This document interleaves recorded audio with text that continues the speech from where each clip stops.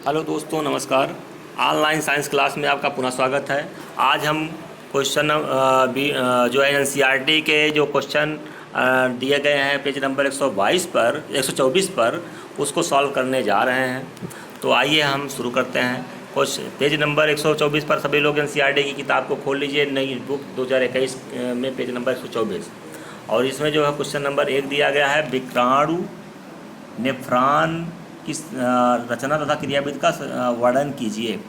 तो जो किडनी होती है, जिसे हम किडनी होती है, उसमें किडनी की इकाई को हम नेफ्रॉन या विक्राणु कहते हैं। उसकी रचना के बारे में यहाँ पर चर्चा करनी है। तो आइए हम रचना को डिटेल में चित्र के माध्यम से समझते हैं। तो देखिए, नेफ्रॉन का चित्र है जो कि आपकी एनसीईआरटी किताब में दिया गया है। आप इसको ध्यान से देख के समझ लीजिए। इसमें जो है दिखाया गया है आपका नेफ्रॉन, जो कि किडनी की इकाई होती है। इसमें होता क्या है कि ये जो पहले यहाँ पे चित्र दिखाया गया है, ए टाइपिक वृक्क धमनी की शाखा है। क्या है? वृक्क धमनी की शाखा है। और दूसरा जो है धमनी शाखा है और ये शिरा शाखा है। तो इसमें जो है धमनी शिरा की दो शाखाएँ यहाँ पे होती हैं। इसके माध्यम से ब्लड जो होता है बोमन संपुट, जिसे बोमन कैप्सूल कहते हैं, उसके अंदर ग्लोमेरुलस होता है। क्या होता है? ग्लोमेरुलस। ग्लोमेरुलस क्या होता है? ग्लोमेरुलस जो होता है वह रुधिर नलिकाओं का एक जाल होता है, जो कि बोमेन संपुट के अंदर जो है यहाँ पे भरा रहता है। इस जाल के अंदर क्या होता है कि जो भी ब्लड यहाँ पे अशुद्ध रुधिर लेके करके आया है, मान लीजिए इसमें यूरिया है, यहाँ पे अमोनिया है, जो भी चीज़ें यहाँ पे आई हैं, ये हमारा जो वृक्क की धमनी शाखा इस अशुद्ध रुधिर को लेकर के यहाँ पे आती है। तो जो ग्लोमेरुलस होता है, इसी में इसको छाना जाता है, एक छलनी है। छानने के बाद जो यूरिया है, ये सब चीज़ें यहाँ पे चली गई हैं, तो ब्लड के मेन कंपोनेंट को जो है वो ब्लड वापस ले लेता है। ग्लूकोज को हो गया और जो है प्रोटीन को हो गया, ये सब प्रोटीन ग्लूकोज सब ब्लड वापस ले लेता है, लेकिन यूरिया को छोड़ देता है। और छानने के बाद यूरिया जो होती है वह इस नेफ्रॉन में आ जाती है। नेफ्रॉन का जो पहला भाग उसका नाम होता है पीसीटी। उसका क्या नाम है? इसका नाम क्या है? पहला क्या नाम है? PCT, proximal convoluted tubule. क्या नाम इसका? PCT, proximal convoluted tubule. इसके बाद फिर ये जो है ये जो छना हुआ पदार्थ होता है वो पीसीटी से होते हुए, छना हुआ पदार्थ पीसीटी से होते हुए, ये छना हुआ पदार्थ पीसीटी से होते हुए यहाँ पे जो है आता है हेनले लूप में। ये जो अंदर दिखाई पड़ रहा है ये हेनले लूप है। हेनले लूप के बाद फिर इसे नीचे जाता है, फिर वापस ऊपर जाता है। फिर यहाँ पे ये जो दिखाई दे रहा है इसका नाम डीसीटी है। फिर जाता कहाँ पे? डीसीटी में जाता है। डीसी के बाद फिर जो है संग्राहक नलिका में जाता है, जिसका नाम है संग्राहक वाहिनी, जिसे संग्राहक नलिका या कलेक्टिंग ट्यूब्यूल भी कहते हैं। कलेक्टिंग नलिका होती है। इसके बाद जो है इससे बना हुआ जो अब इससे क्या होता है कि सब कुछ छान उन करके यहाँ पे बचता क्या है? यूरिन बचता है। जो यूरिन होता है ये चला जाएगा जो है कहाँ पे? यूरिनरी ब्लैडर में। यूरिनरी ब्लैडर के माध्यम से बाहर के रास्ते जो है समय समय पे उसको बाहर निकाल दिया जाएगा। तो उम्मीद करते हैं चीज़ समझ में आई होगी। इसके लिए हम एक अलग वीडियो बनाई जिसमें आपको इसके सिस्टम को पूरा डिटेल में समझाने का प्रयास करेंगे। इस वीडियो में इतना ही। मिलते हैं आगे क्वेश्चन इस में इतना ही। अगले क्वेश्चन को सॉल्व करते हैं। तो अभी देखते थे इसमें जो है नेफ्रॉन का चित्र हमने समझाया था वहाँ पे। तो इसमें आगे हम थोड़ा सा एक बार और थोड़ा सा बता देते हैं कि जो नेफ्रॉन होता है वो सिंपल वे में अगर देखा जाए, बनाया जाए तो कैसे बनेगा, उसको यहाँ पे बना के हम दिखा दे रहे हैं। बना के दिखाने का प्रयास हम कर रहे हैं। और ये है जो है आई हुई बाहर से जो धमनी और शिराएँ हैं, वो आकर के यहाँ पे रुधिर का एक जाल बनाती हैं। रुधिर के जाल में जो है, जाल बनाने के बाद ये जो है यहाँ पे जा कर के बोमैन कैप्सूल में जो है ये भर जाता है। अब भरा होता है और बोमैन कैप्सूल जो होता है आगे चल करके जो है एक लंबी सी कुंडलित नलिका के में जाके खुलता है। इसका नाम होता है पीसीटी होती है। और इस नलिका के जो नलिका होती है जाकर के हेनले लूप में खुलती है। हेनले लूप एक पतली सी नलिका होती है जो कि काफ़ी लंबी होती है। इस प्रकार से होती है, इस नलिका में खुलती है और ये नलिका फिर आगे चल करके मोटी हो जाती है और फिर यह बनाती है डीसीटी। DCT बनाती है और ये जा करके कलेक्टिंग ट्यूब्यूल में खुल जाती है। कलेक्टिंग ट्यूब्यूल में खुलने के बाद एक कलेक्टिंग ट्यूब्यूल से जा करके यूरिनी ब्लैडर में खुलती है। तो एक सिंपल वे में इसका चित्र होता है नेफ्रॉन का। क्रियाविधि इसकी ये है कि ये जो है जो भी यूरिन से छने हुए पदार्थ होते हैं, ब्लड से छने हुए पदार्थ होते हैं या इसमें आते हैं, यहाँ पे जो है कुछ इंपॉर्टेंट पदार्थों को फिर से ब्लड में वापस ले लिया जाता है। के प्लस आयन को ले लिया जाता है, हाइड्रोजन आयन को ले लिया जाता है, ग्लूकोज अगर छन के आ गया तो ग्लूकोज को ले लिया जाता है। इस प्रकार से सारी चीज़ें यहाँ पर छन करके बाहर आ जाती हैं। उसके बाद जो हानिकारक पदार्थ चीज़ें होती हैं इसको इसमें डाल भी दिया जाता है और यहाँ पे यूरिया जो बाहर आ गई थी यूरिया उसको भी यहाँ पे अंदर डाल दिया जाता है इन लूप के माध्यम से। अतिरिक्त मात्रा में अगर जल बाहर आ गया तो जल को बाहर निकाल दिया जाता है। इसमें HCO3- मतलब कार्बोनिक एसिड जो होता है उसको बाहर निकाल दिया जाता है। इस प्रकार से सारे पदार्थों को यहाँ पे कुछ को अंदर डाला जाता है, कुछ बाहर निकाला जाता है, यूरिन का फॉर्मेशन किया जाता है। कहने का मतलब जो न्यूट्रॉन की क्रियाविधि होती है उसमें यूरिन के फॉर्मेशन की क्रियाविधि है, जिसको डिटेल में अलग वीडियो में समझाएंगे। चलते हैं आगे। क्वेश्चन नंबर 2 है जो समझ लेते हैं। क्वेश्चन नंबर 2 है उत्सर्जी उत्पाद के से छुटकारा पाने के लिए पादप किन विधियों का प्रयोग करते हैं। उत्सर्जी उत्पाद से छुटकारा पाने के लिए निम्न विधियों का प्रयोग करते हैं। नंबर 1 है प्रकाश संश्लेषण। पौधे ऑक्सीजन उत्पन्न करते हैं तथा कार्बन डाइऑक्साइड शोषण के लिए रंध्रों द्वारा उपयोग किया में लाते हैं। कहने मतलब कि पौधे जो होते हैं कार्बन डाइऑक्साइड को प्रकाश संश्लेषण के समय लेते हैं और जो शोषण करते हैं तो उसको बाहर निकाल देते हैं। तो उत्सर्जी पदार्थ जो निकाला जाता है और अंदर लाया जाता है वह जो है पत्तियों में पाए जाने वाले रंध्र के द्वारा लाया जाता है और छोड़ा जाता है।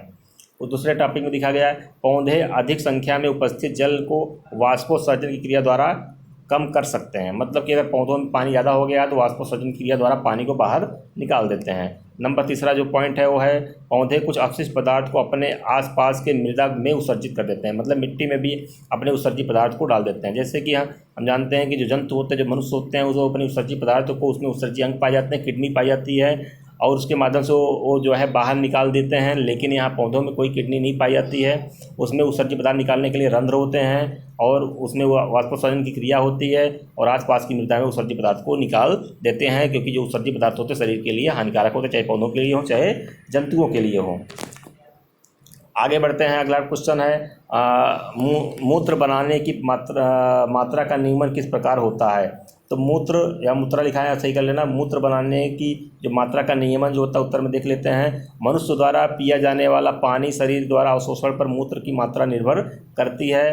कम पानी पीने पर मूत्र की मात्रा कम होती है। कुछ हार्मोन इसे अपने नियंत्रण में रखते हैं। यूरिया तथा यूरिक अम्ल के उत्सर्जन के लिए भी जल की मात्रा बढ़ जाती है, अतः अधिक मूत्र उत्सर्जित होता है। मतलब पानी की मात्रा कितना हम पी रहे हैं, कितना नहीं पी रहे हैं, इस पर मूत्र की मात्रा निर्भर करती है। आप लोग इसको लिख लीजिए। आगे चलते हैं।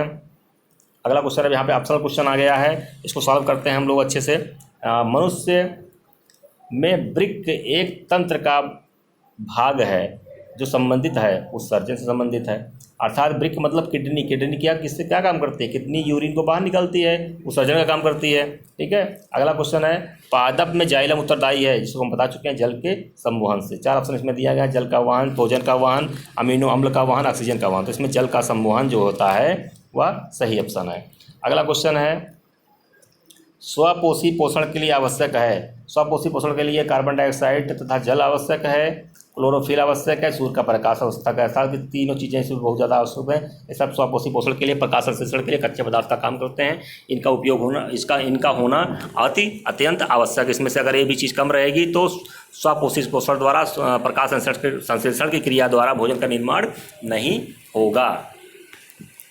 आगे चलते हैं। क्वेश्चन नंबर 4 है पाइरूवेट के विखंडन से यह कार्बन डाइऑक्साइड तथा जल तथा ऊर्जा देता है और यह क्रिया होती है, कहाँ होती है? पाइरूवेट का जो विखंडन होता है और माइटोकॉन्ड्रिया में होती है, जिसको डिटेल में समझाने के लिए हम एक वीडियो अलग से बनाएंगे। आगे चलते हैं क्वेश्चन नंबर 5 की तरफ। क्वेश्चन नंबर जो 5 है उसको देख लेते हैं। क्वेश्चन नंबर 5 क्या है? तो क्वेश्चन नंबर 5 है हमारे शरीर में वसा का पाचन कैसे होता है या प्रक्रम कहाँ होता है। तो हमारे शरीर में वसा का पाचन कहाँ होता है? हमारे शरीर में वसा का पाचन आहार नाल के क्षुद्रांत में होता है। थोड़ा बहुत जो है अमाशय में भी होता है। अमाशय में लाइपेज उन पर प्रक्रिया करता है तथा वसा को खंडित कर देते हैं। इसके पश्चात क्षुद्रांत में यकृत द्वारा स्रावित बाइल रस वसा को इमल्सीफाई करता है। बहुत अच्छा लिखा गया है, इमल्सीफाई करता है। अग्नाशय रस इस खंडित वसा को वसी अम्ल और ग्लिसरॉल में बदल देता है। इस प्रकार वसा का क्षुद्रांत में पाचन हो जाता है। आगे बढ़ते हैं। क्वेश्चन नंबर जो 6 है उसके बारे में देखते हैं। क्वेश्चन नंबर जो 6 है वो है भोजन के पाचन में लार की क्या भूमिका है। तो भोजन के पाचन में लार की क्या भूमिका बता देते हैं कि जो लार होता है वो एक प्रकार का सलाइवरी एमाइलेज एंजाइम होता है जो कि स्टार्च को माल्टोज में क्या करता है, स्टार्च को माल्टोज में बदल देता है। इसीलिए जो है इसीलिए भोजन को कई बार चबा चबा के खाना चाहिए। इससे क्या होता है कि भोजन मीठा लगने लगता है। मीठा इसलिए लगता है क्योंकि जो भोजन होता है वो भोजन या रोटी में जो स्टार्च के कण होते हैं उसको जो है एमाइलेज एंजाइम अपक्रिया करके माल्टोज में तोड़ देता है। जो माल्टोज एक प्रकार की शर्करा है जो कि मीठी होती है। आगे चलते हैं क्वेश्चन नंबर 7 की तरफ। क्वेश्चन नंबर 7 का क्या है, स्वापोषी पोषण के लिए आवश्यक परिस्थितियाँ कौन सी हैं और उसके उप उत्पाद क्या हैं, मतलब साइड प्रोडक्ट क्या हैं। तो साइड प्रोडक्ट के बारे उपोत्पाद क्या हैं। आगे चलते हैं, देखते हैं इसमें। पौधे पृथ्वी पर केवल हरे पौधे स्वापोषी होते हैं जो अपना भोजन स्वयं बनाते हैं। इसके लिए कुछ परिस्थितियों की आवश्यकता पड़ती है, जैसे कि पर्याप्त मात्रा में जल जो जड़ें जो अवशोषित करती हैं, सूर्य का प्रकाश और कार्बन डाइऑक्साइड। ठीक है, बात समझ में आ गई होगी। और इसका जो उत्पाद है, साइड प्रोडक्ट है, वो है ऑक्सीजन। ठीक है, क्या है उसका, ऑक्सीजन, जो कि इसका साइड प्रोडक्ट है। आगे चलते हैं।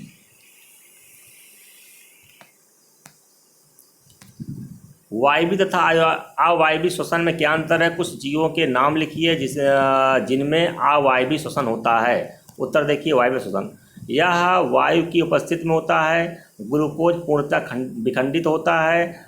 इसके अंतिम उत्पाद कार्बन डाइऑक्साइड, जल तथा ऊर्जा हैं। उदाहरण इसका सभी उच्च जीवधारी हैं। ठीक है, वायवीय श्वसन के उदाहरण क्या है, सभी उच्च जीवधारी, चाहे पौधे हों चाहे जंतु हों। आगे चलते हैं, अवायवीय श्वसन की बात करते हैं। यह वायु की अनुपस्थिति में होता है। ग्लूकोज का आंशिक विखंडन होता है। इसके अंतिम उत्पाद एथाइल, एल्कोहल व कार्बन डाइऑक्साइड होते हैं। ईस्ट और फीता कृमि इसका उदाहरण है। समझ में आ गया होगा, बहुत आसान है। आगे चलते हैं, क्वेश्चन नंबर 9। क्वेश्चन नंबर जो 9 है वो है गैसों के अधिकतम विनिमय के लिए किस प्रकार अविकल्पित है। तो कूपिकाएँ अपने गुब्बारे नुमा आकार के कारण वायु के आदान प्रदान को सरल बनाती हैं और सतही क्षेत्रफल की वृद्धि करती हैं। वायु भरने पर कूपिकाएँ फैल जाती तथा फुफ्फुस में परिवर्तन हो जाता है। ठीक है, आगे चलते हैं, क्वेश्चन नंबर 10 की बात करते हैं। क्वेश्चन नंबर जो 10 है वो है हमारे शरीर में हीमोग्लोबिन की कमी का क्या परिणाम हो सकते हैं। तो ऑक्सीजन का परिवहन रुक जाएगा, सीधी बात है। जो हीमोग्लोबिन होता है वो ऑक्सीजन और कार्बन डाइऑक्साइड का परिवहन होता है। पढ़ लेते हैं इसको। हीमोग्लोबिन हमारे शरीर में ऑक्सीजन का वहन करता है तथा करता है।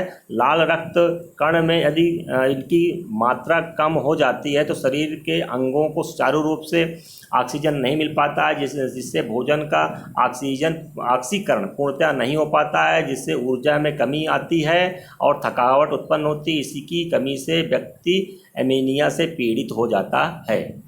ठीक है, एनीमिया से पीड़ित हो जाता है। मिल गया उत्तर। आगे चलते हैं क्वेश्चन नंबर 11 में। क्वेश्चन नंबर 11 है मनुष्य में दोहरा परिसंचरण की व्याख्या कीजिए, यह क्यों आवश्यक होता है। उत्तर है मानव हृदय में रक्त 2 बार संचरित होता है, इसके दोहरा परिसंचरण कहते हैं। इसी कारण ऑक्सीजनित और विऑक्सीजनित रुधिर एक दूसरे से अलग रहता है। यदि ये बंटवारा ना हो तो दोनों प्रकार के रक्त मिल जाएंगे और अंगों को पूर्ण रूप से ऑक्सीजन नहीं मिल पाएगी, इसलिए इसे दोहरा परिसंचरण कहते हैं।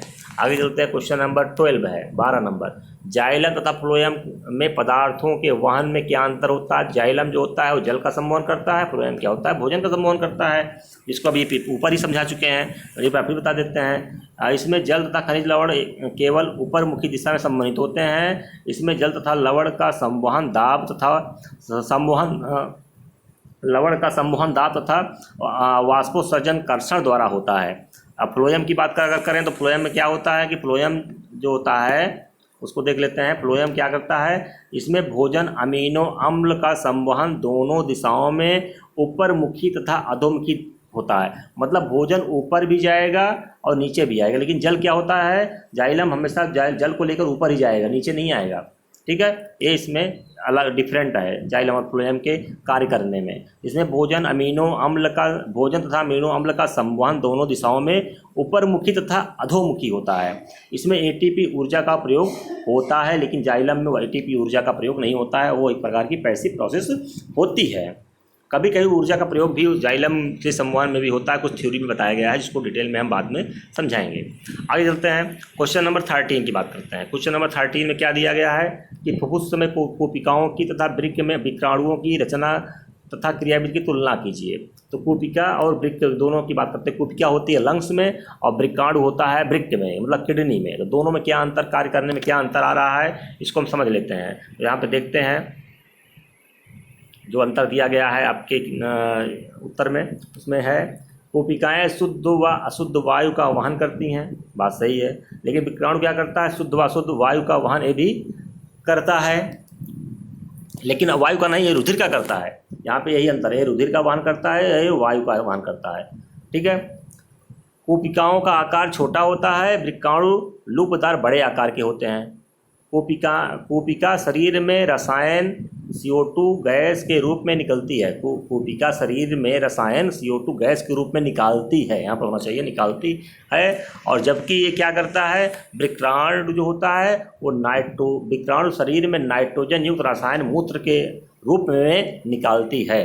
ठीक है, तो बात समझ में आ गई होगी। आगे बढ़ते हैं। आज के जो इस वीडियो में जो है हमने जो पढ़ाया है टॉपिक आपका, ये आपका पूरा टॉपिक क्वेश्चन आंसर पूरा ये इसी वीडियो के अंतर्गत समाप्त हो चुका है।